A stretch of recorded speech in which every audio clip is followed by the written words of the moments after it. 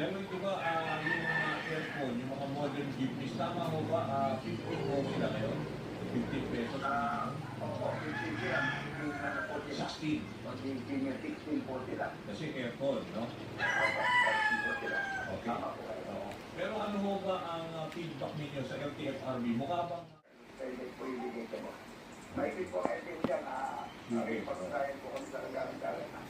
Saling na sesiyo. Ako na, pinagsiya po kami.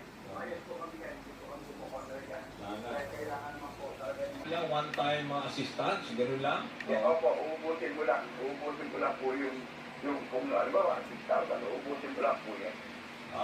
So one time, ibig sabihin, madali rin maubos yan di ba? Yes po, yes po. Opo. So kung talagang